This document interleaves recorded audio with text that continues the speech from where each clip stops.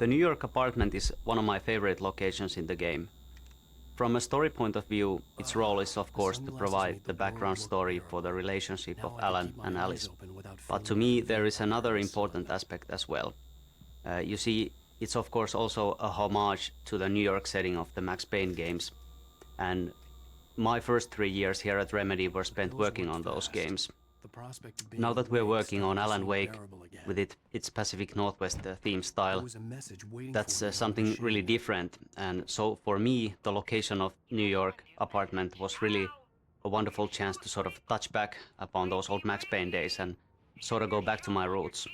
It's kind of like picking up an old tool and seeing if you still remember how to use it. Yeah, we went a little overboard last night, but parties are a part of this business. Al, look, I'm saying this as your friend. She's not doing your career any favors by trying to run your life like that, okay? I'll talk to you later, Al. Watch the show!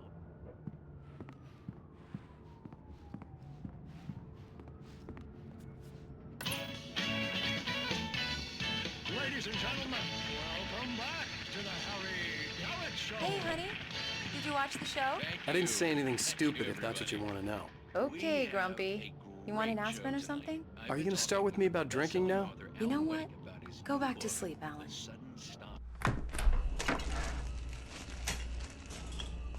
What? Now you can't even talk to me? Well, this morning I was angry because you said you'd be home at midnight and you showed up at 7 a.m. and passed out in mid-sentence. Now I'm over it. Are you angry? This goddamn tour. It's gotten out of hand. Oh, honey. It's almost over, right? We can get back to normal. Then you can start writing again. I'm sorry, honey. Alan, you're not thinking straight. Just take a shower and go back to bed, huh? Yeah, you're right, honey. I'm sorry. Once this is over, let's go away together. A vacation. Just you and me. Some peace and quiet.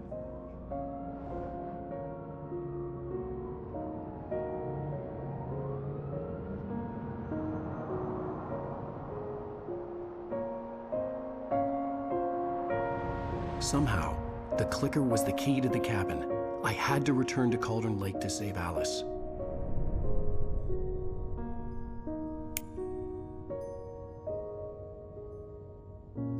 I'm going back to the lake to finish this. I'm going to write an ending to the story in the manuscript on my own terms, to make it all right. Why can't you just write it here? The last page is still in the typewriter. I need to read it first. Everything needs to be just right. Zane tried to cut some corners, and it didn't end well. Okay, ready when you are. I'm sorry, Sarah, but I need to do this alone. Barry, take her gun. Miss Weaver, close the door when I leave.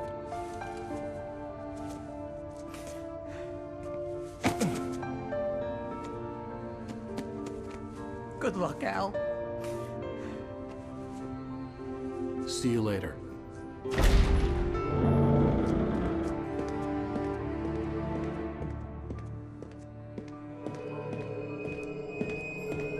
When I got out, it was warm and sunny. I'd flicked the switch of the clicker. Had it done this? I didn't stop to question it. I had to take advantage of the sunlight to get to the lake.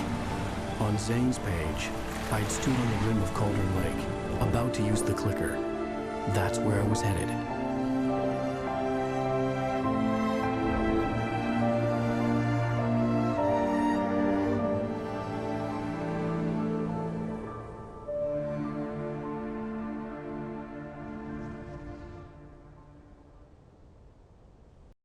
Alone, in daylight, surrounded by the beauty of the Pacific Northwest landscape.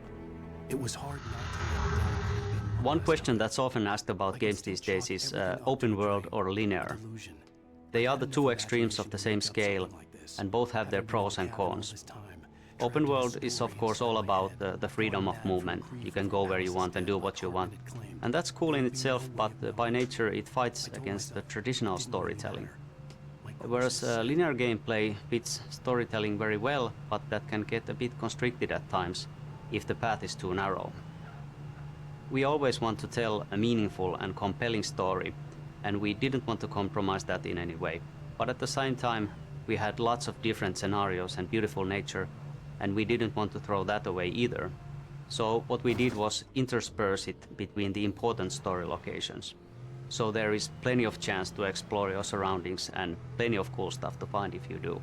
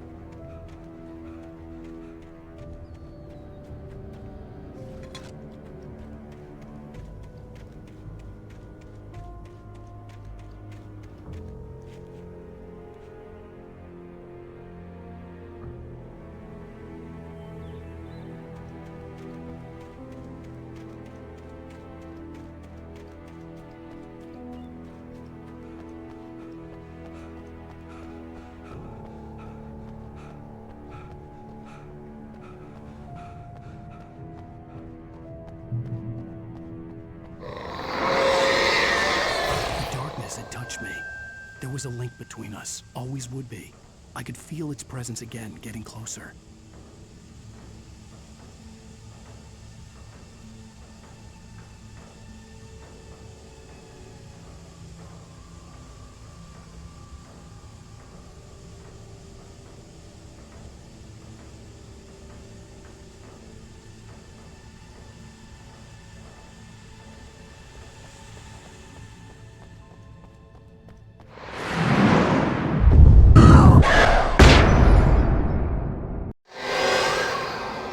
I will kill your wife.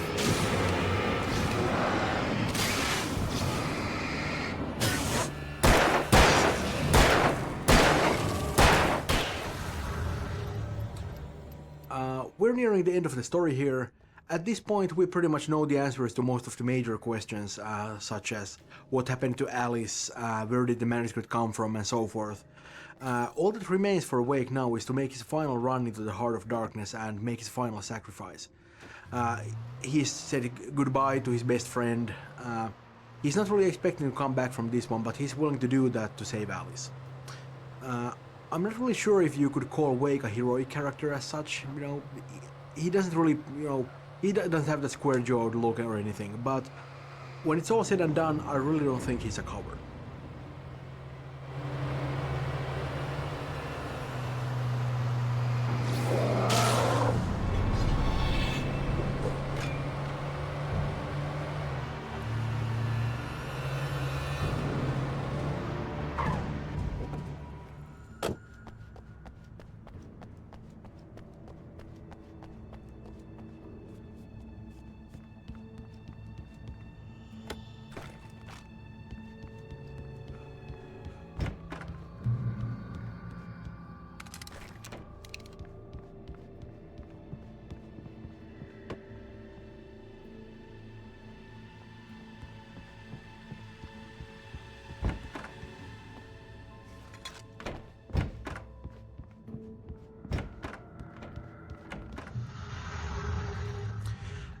Agent Nightingale has a drinking problem and his judgment is poor, as you can tell, but he is after Wake for a reason. I know we don't really go into it very much here, but if you're seeing this, you're probably also in the possession of the Alan Wake Files book that comes with the limited collector's edition. And we kind of open his backstory up a little bit more there. In fact, if you look carefully around this room here, this Nightingale's motel room of course, you can see the very file sticking out of the air vent. We have a lot of little hooks like that in the game. At one point, Nightingale actually flew out of Brightfort with the rest of the gang and made his way to the power plant, but we kind of had to cut that part out for pacing reasons. It just wasn't working very well. It was a shame, but it's just one of those kill your darlings things. But at least he makes it through this game alive, as you know if you look through the ending cinematic of the game. So hopefully we'll see a little bit more of him in the future. We kind of have a soft spot for him.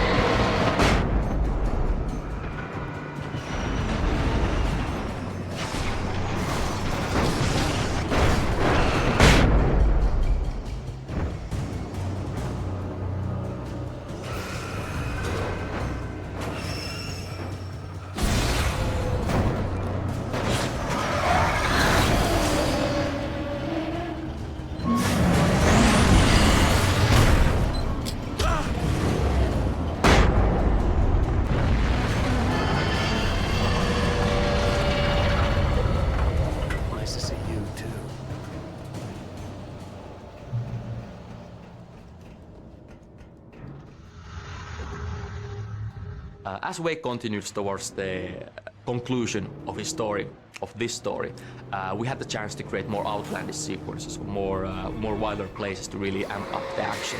This field filled with burning wreckage was great, and I hope you actually find and you see the possessed monster truck. He's been around different locations during the development, but I'm happy he finally found a place to actually be here amidst all the carnage.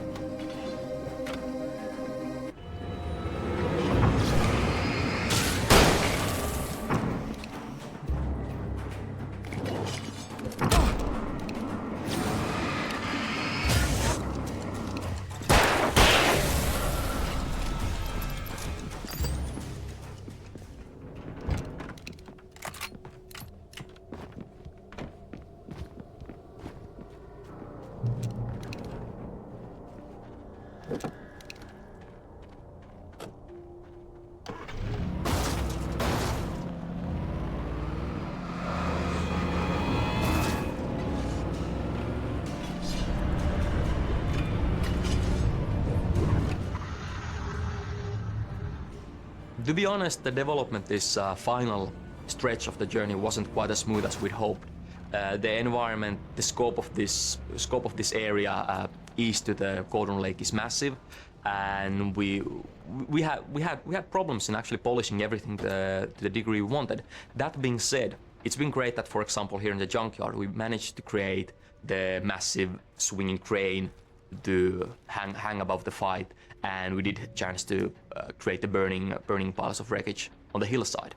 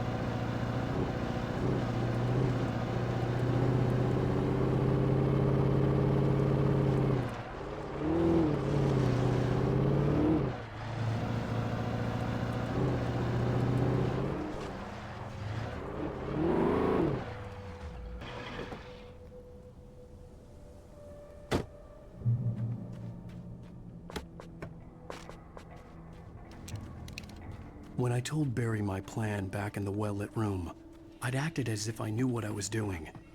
I didn't. I was operating on the shifting logic of a dream. I had to fight my way to the lake through the horrors of the night. I had to flick an old battered light switch imbued with childhood magic. I had to write a happy ending to a horror story. I had to save my wife from the dark prison she was being held in.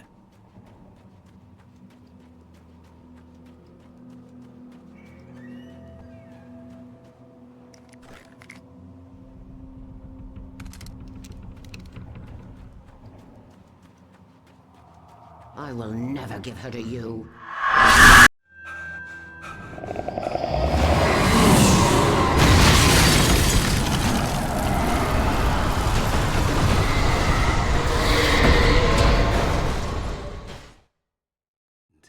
I was operating on the shifting logic of a dream. I had to fight my way to the lake through the horrors of the night. I had to flick an old battered light switch imbued with childhood magic. I had to write a happy ending to a horror story. I had to save my wife from the dark prison she was being held in.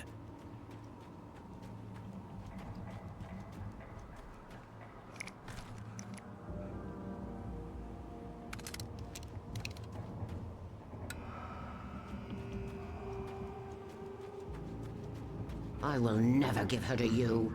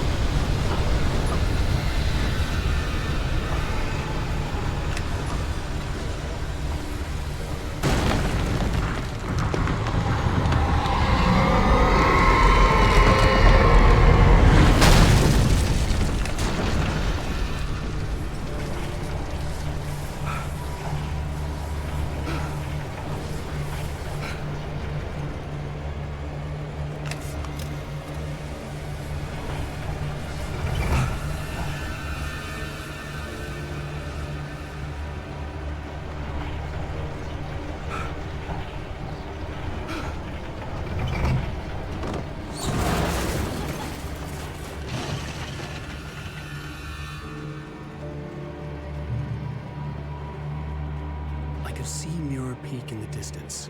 That's where Cauldron Lake was.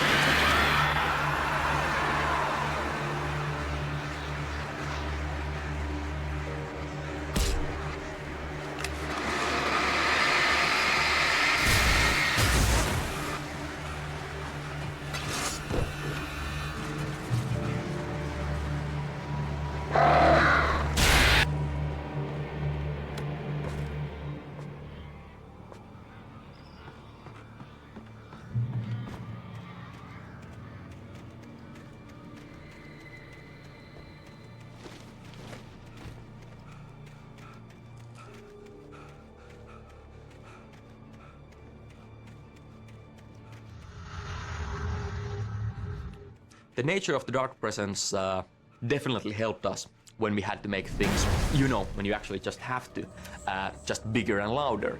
A player is fairly familiar with the idea of trekking through a haunted forest or dark forest by this point in the game, but we had a chance to, you know, just when we needed, to throw entire boats and train carriages to the player, just creating total havoc.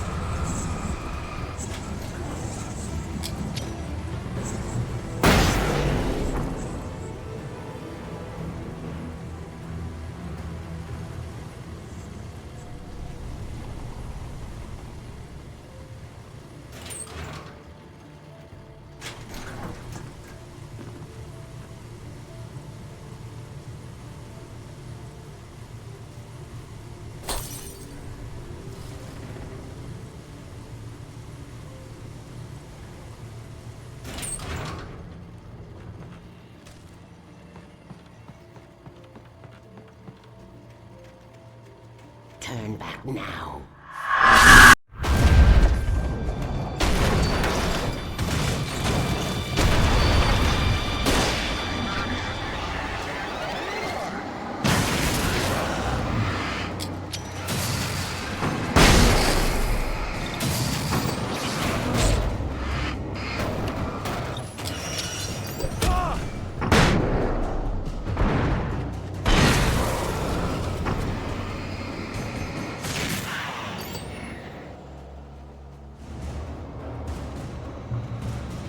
Do as you're told.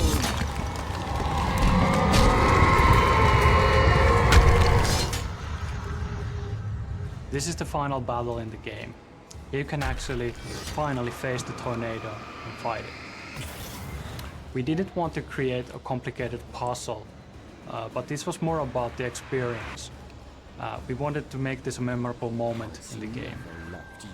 If you look carefully,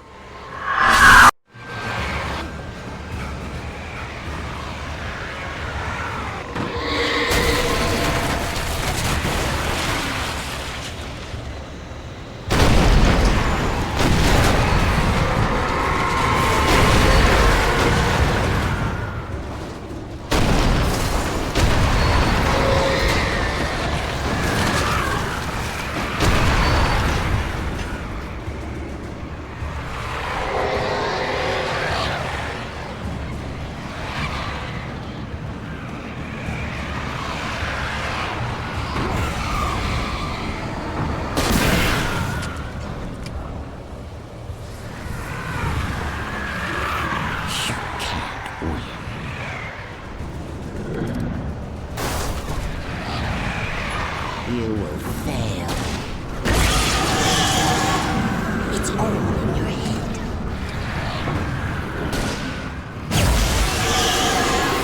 You're making this up.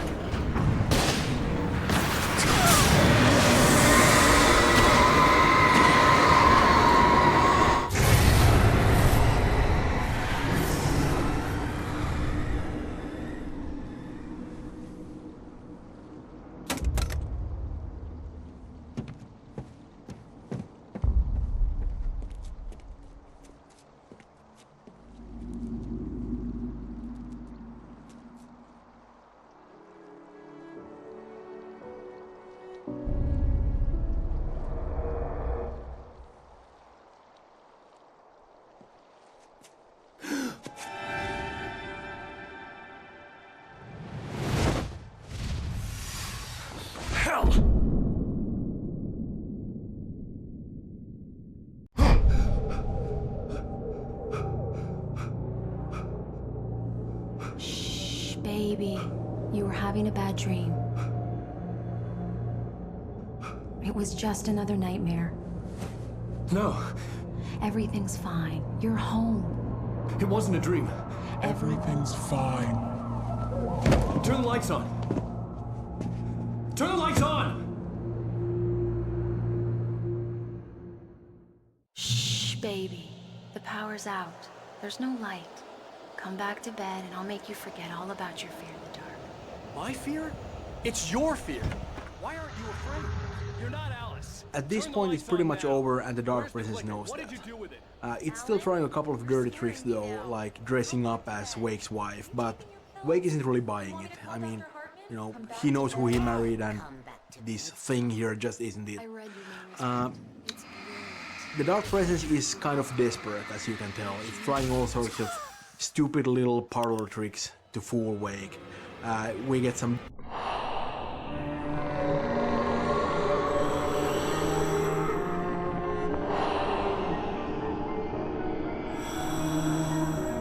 You must find your way to the cabin.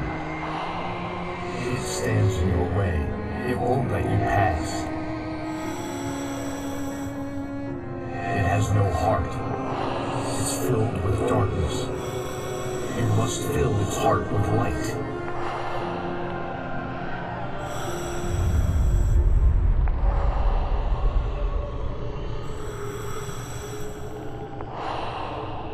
Don't mind him. He's Mr. Scott. Your friends will meet him when you're gone.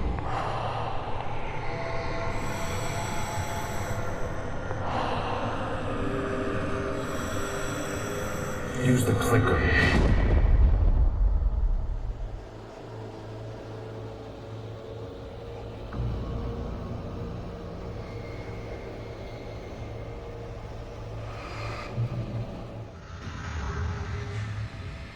Wake's manuscript is one of our main storytelling tools in the game, and it has a lot of power. It's not just about a couple of words on the page, but at the same time, writing those pages was really difficult because we don't have a lot of space there, and you still need to be able to tell these sort of little stories with a beginning and an end, and that was really challenging for us. I like to think that the manuscript pages define a lot of the Alan Wake experience. While they also provide relevant information on how the world works, they also gives you a deeper access of the histories of certain characters. Right. It's a really nice way of adding a little bit of depth and complexity into the whole game, and at the same time, the pages themselves feel kind of relevant to the whole story because, well, they are the story. I especially like the idea how they predict certain events in the game as they unfold in front of the player as written. And it doesn't have to be tied into writing. Yeah, it's really more about the sort of creation rather than the method of creation. There's a lot of potential here. Yeah. You don't love me. You don't even love yourself. All you do is torture yourself with work you can't do anymore. No, I love you more than anything in the world. You're my muse. I'm not. Who are you? What have you done with my Alice? Alan? What are you doing? Put the light back on! What are you doing, Alan? Stop! Put the light back on! It wasn't true. Nothing like that had ever happened. You're not my Barbara. Tom, let me go. I promise to be good. Please, untie me, you naughty boy. I will help you write your masterpiece. I will love you forever. No, you're not Barbara Jagger. I made a terrible mistake. I should have never written back. And that's it for the commentary. Thank you for hanging around all the way to the end. I hope it answered any questions that you might have had after completing the game. And maybe it showed you a bit how Remedy works. Thank you.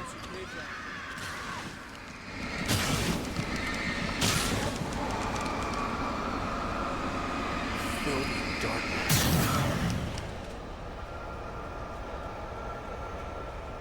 Get away from me, you hag! Where am I? Let me go! Alice! Alice! I'm coming! Your husband refused to do as he was told.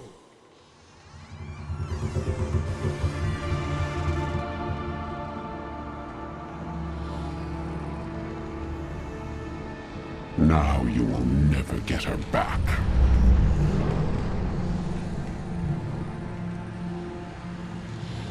I am much older than you. Older than your first work of art. I will find a new face to wear. Someone else to dream me free.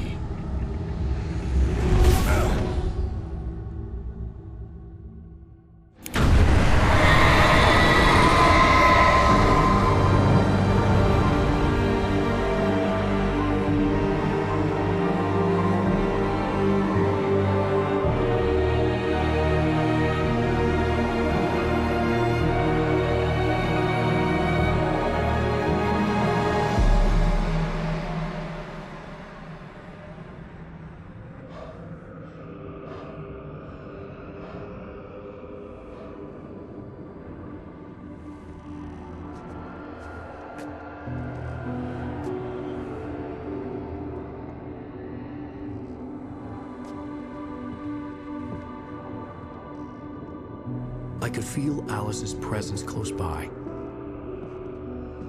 I understood what I had to do now. I knew how to write the ending to Departure. There's light and there's darkness. Cause and effect. There's guilt and there's atonement. But the scales always need to balance. Everything has a price. That's where Zane had gone wrong. There's a long journey through the night back into the light. Alice? Alice?